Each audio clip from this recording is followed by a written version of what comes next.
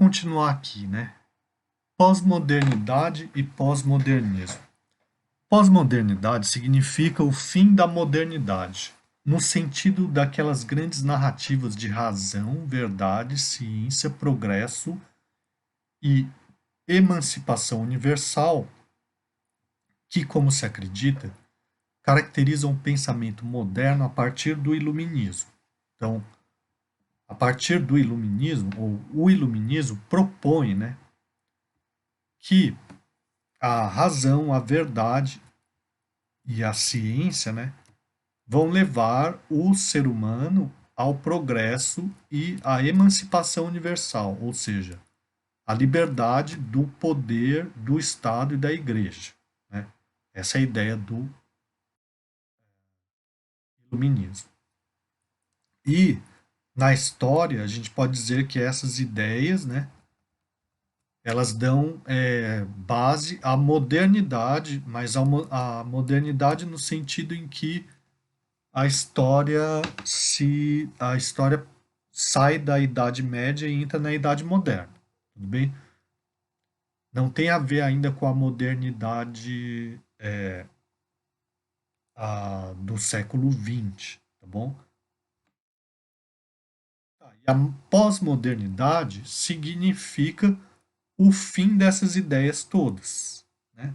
Que são essas grandes narrativas. Né? A pós-modernidade significa o fim dessas grandes narrativas de razão, verdade, ciência e progresso. Tudo bem? Tá. A pós-modernidade está relacionada com a mudança na concepção de identidade que, do ponto de vista político, já não diz respeito somente à classe social e à nacionalidade, pois, como vimos, a noção de identidade muda a partir dos anos 60.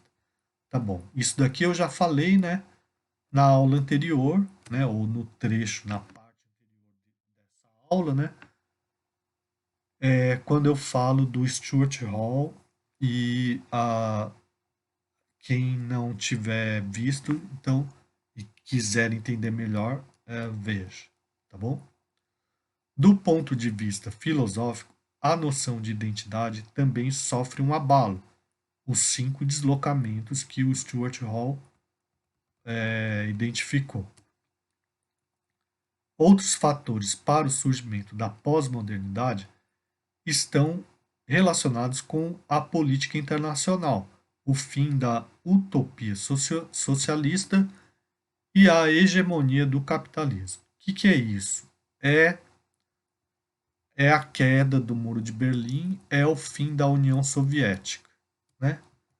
Por quê? Porque até então, quando existia a União Soviética e quando existia o Muro de Berlim, a questão política internacional era vista principalmente a partir da oposição entre o capitalismo e o socialismo. Né? Com o fim da União Soviética e a queda do Muro de Berlim, o capitalismo passa a ser como se fosse o vencedor da história. Né? Então, a maneira como se compreende o aspecto político dominante no mundo sofre uma transformação. Né? E isso tem influência sobre a cultura, e sobre a literatura, e sobre a arte. Tudo bem? Tá. Daí, alguns autores chamam o que aparece depois dessa mudança, né, de capitalismo tardio, que seria a fase atual a partir da metade do século XX. Como é esse capitalismo tardio? A produção industrial desloca-se para as periferias, onde a mão de obra é mais barata. Significa o quê? Significa que as indústrias vão para os países mais pobres. Né? Por quê? Porque a mão de obra é mais barata. Então, se a gente for pensar, por exemplo, o que aconteceu com a Nike, as indústrias automobilísticas, né? Elas vão instalar as suas fábricas na China, em Taiwan, né? Ou na América Latina, enfim, onde a mão de obra é mais barata, né? Os serviços e os bens simbólicos, como a informação e a tecnologia, adquirem valor central, né? Isso eu já falei também, né? Mas, por exemplo, pegando esse mesmo exemplo, a Nike, né, instala as suas fábricas em Taiwan. Eu não sei se é isso mesmo, mas vamos supor um exemplo assim. Ou na China, ou em algum país asiático, né? É, mas a riqueza está muito mais é, na, na, na marca, né?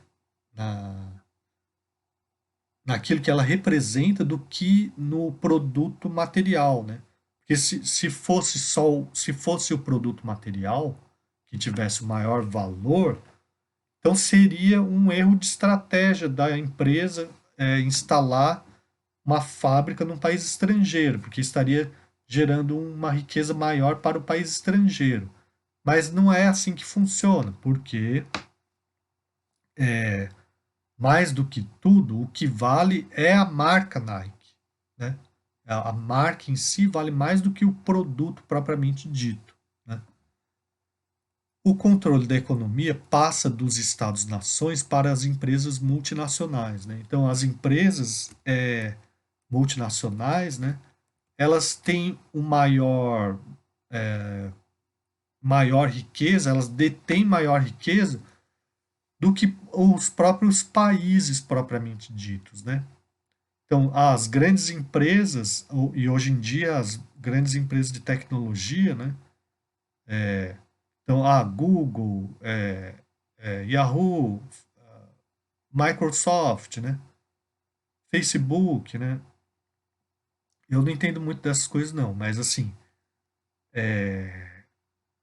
são as empresas que são os grupos, né, que detêm maior a maior riqueza e não mais os países propriamente ditos, né? Os Estados Unidos se impõem como um poder político hegemônico. O fim da União Soviética e a queda do Muro de Berlim são acontecimentos que favoreceram a hegemonia norte-americana. Mas, embora se tenha proclamado o fim da história a partir desses acontecimentos, o terrorismo islâmico provou que a história ainda está longe de terminar. Isso daqui, na década de 90, né, era bastante discutido, porque surgiram autores dizendo que a história acabou. Por quê? Porque a história é conflito, né? E era como se fosse agora os conflitos acabaram, porque aquele grande conflito que se chamava de Guerra Fria, né, teria chegado ao fim, né? Só que agora o inimigo do capitalismo, do país mais poderoso capitalista propriamente dito, passou a ser o islamismo, o terrorismo islâmico, né? De- bom, quem viveu essa época sabe, né, do que eu estou falando. Quem não viveu procura buscar informação a respeito disso, né? Então, assim, as coisas mudaram muito de lá para cá, né? A globalização se acelera, atingindo áreas até então fora do mercado. Que áreas são essas, né? Sentimos-nos tentados, nesse aspecto, sentimos-nos tentados a falar de algo novo e historicamente original, a penetração e colonização do inconsciente e da natureza, ou seja, a destruição da agricultura pré-capitalista do terceiro mundo pela Revolução Verde e a ascensão das mídias e da indústria da propaganda. Isso daqui quem fala, esse autor, Frederick Jameson, que é um dos principais pensadores a respeito desse tema, né, do pós-modernismo. Então, o livro dele chama pós-modernismo, a lógica cultural do capitalismo tardio. Então, a Revolução Verde, a partir da metade do século XX, foi a implementação da tecnologia nas regiões rurais, com a substituição das culturas de subsistência pelas monoculturas, sem falar nas máquinas que substituíram grande parte da mão de obra, gerando o desemprego e o êxodo rural. Também é curioso e ao mesmo tempo assustador observar que as máquinas estão substituindo o homem também em setores como o comércio e a educação, com a internet e os sistemas de ensino à distância. Bom, isso aqui é hoje muito mais do que na época que eu preparei essa aula, né?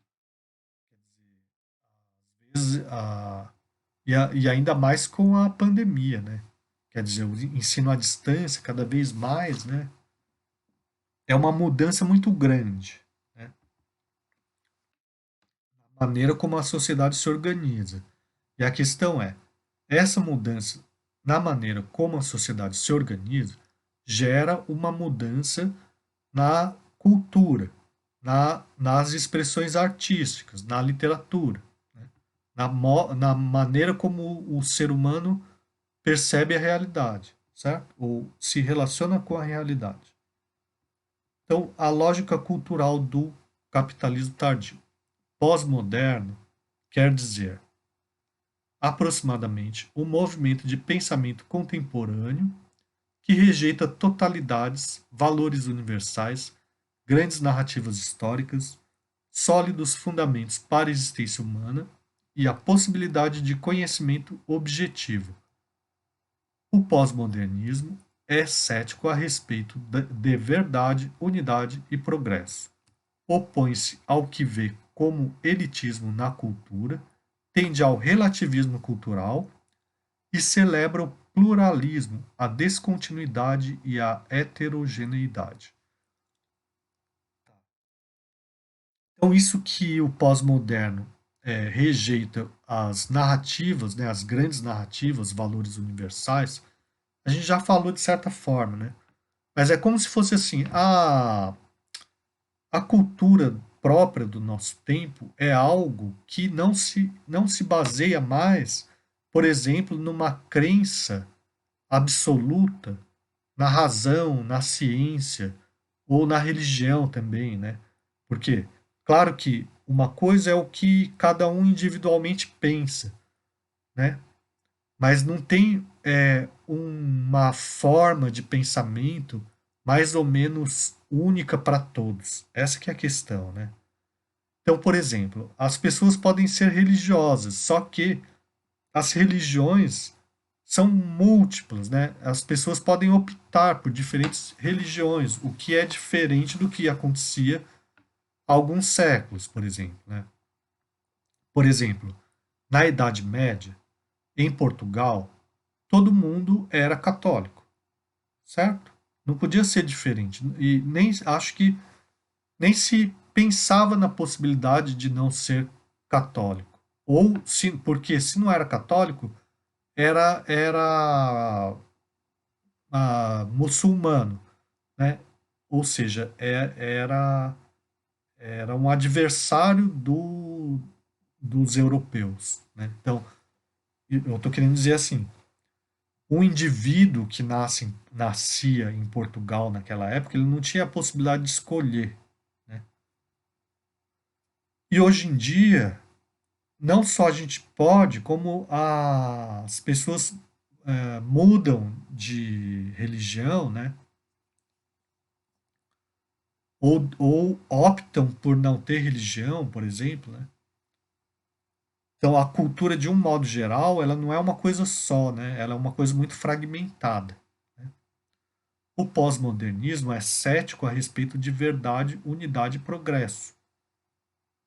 Opõe-se ao que vê como elitismo na cultura, tende ao relativismo cultural e celebra o pluralismo, a descontinuidade e a heterogeneidade. Por exemplo, a gente pode dizer assim que ah, uma determinada, um determinado tipo de música é visto como elitista, né?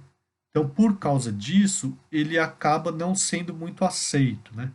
Por exemplo, a música clássica ou erudita, ela é vista como elitista, então ela não é aceita muito pelo público em geral, né?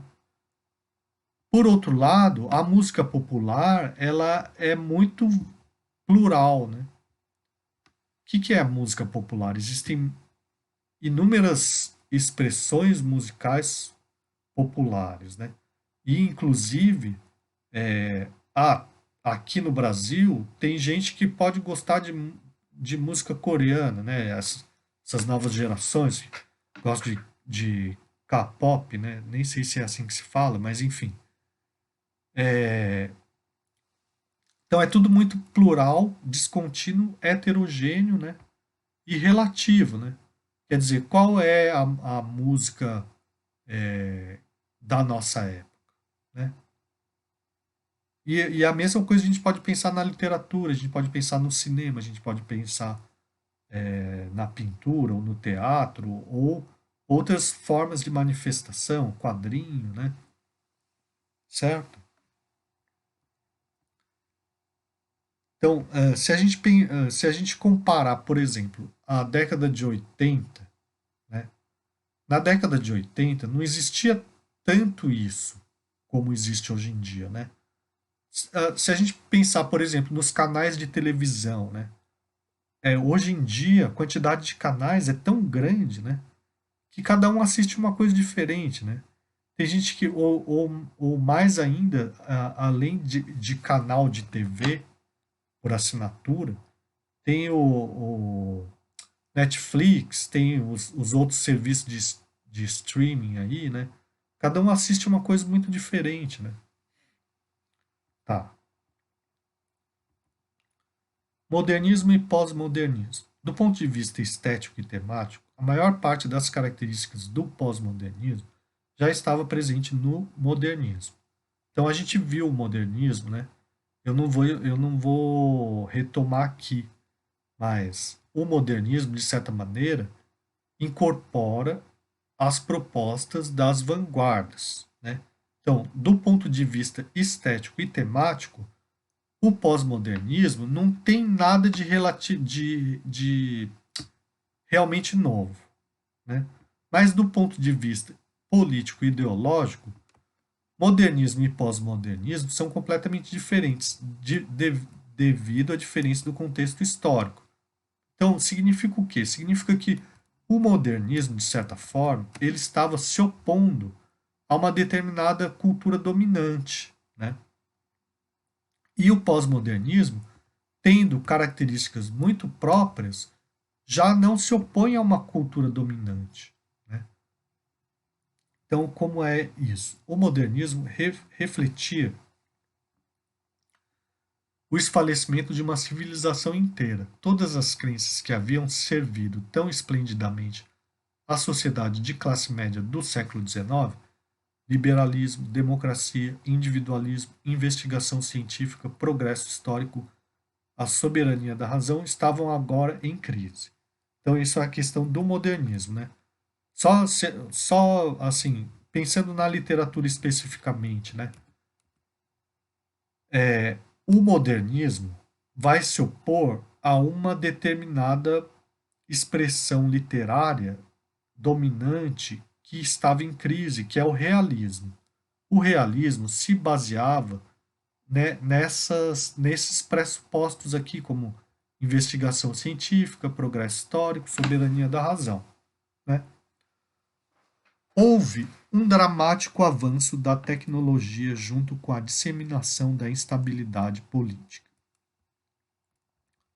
A instabilidade política tem a ver com as guerras, né, do século XX. Primeira Guerra, Segunda Guerra. Né? Estava ficando difícil acreditar que houvesse alguma ordem inata no mundo, né? Alguma lógica, né? Porque chegou a um tal grau de autodestruição, né? Em vez disso, a ordem que pudéssemos descobrir seria uma aposta lá por nós mesmos. O realismo na arte, que havia tomado essa ordem como garantida, começou a rachar e a explodir. a rachar e implodir. Tá, isso que eu falei, né? Só que quando surge o pós-modernismo, com características parecidas com o modernismo, já não existia mais essa ordem, né? Então vamos ver se explica melhor aqui. Sobre a instabilidade geral, basta lembrar que o período correspondente ao da Primeira Guerra, 1914-1918, cujas causas estão relacionadas com o imperialismo econômico, as potências europeias disputavam colônias entre si, tendo dentre, basta lembrar, tendo dentre suas consequências, que o período corresponde ao da Primeira Guerra, né? Tendo dentre suas consequências o declínio da Europa destruída pela guerra e a ascensão dos Estados Unidos, a intensificação dos problemas que deram origem à Revolução Russa, a implantação dos regimes totalitários como o nazismo e o fascismo, né? Então, a Primeira Guerra deu origem a essas, ou a Primeira Guerra teve essas consequências, né? Em meados do século XX, então o modernismo surge nesse cenário, nesse contexto. Só que em meados do século XX, o modernismo já é institucionalizado academicamente, né? Então ele já é absorvido, né, o modernismo. E o pós-modernismo é considerado como uma reação contra o modernismo, tem efeito completamente diferente. Então, o que ocorreu é que a produção estética hoje está integrada à produção das mercadorias em geral. A urgência desvairada da economia em produzir novas séries de produtos cada vez mais pareçam novidades, de roupas a aviões, com um ritmo de turnover cada vez maior, atribui uma posição e uma função estrutural cada vez mais essenciais à inovação estética e ao experimentalismo.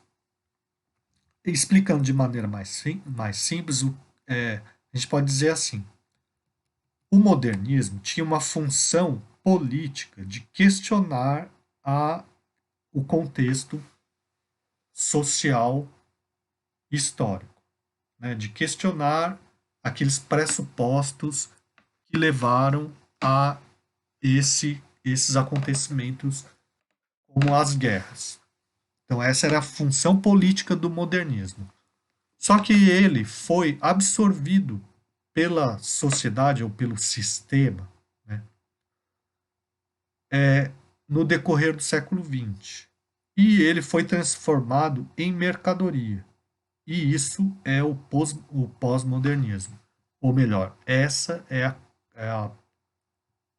essa é a lógica cultural do capitalismo tardio que fala o Frederick Jameson, né? Em outras palavras, a inovação estética que caracteriza a arte moderna foi absorvida pela lógica cultural do capitalismo tardio, que faltou pela, né?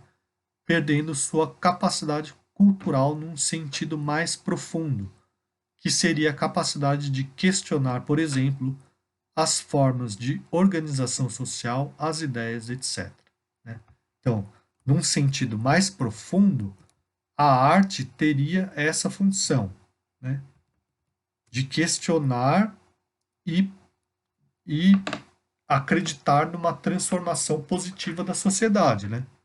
Só que a arte acabou se transformando num objeto de consumo, porque foi absorvido pelo sistema, né? Turnover, literalmente, é virar, turnover separado. Já turnover junto, no jargão econômico, é rotatividade, volume de negócios, sendo que essa rotatividade também pode estar relacionada com os recursos humanos das empresas. Ou seja, próprias pessoas, né, são vistas como algo que tem que se transformar, né?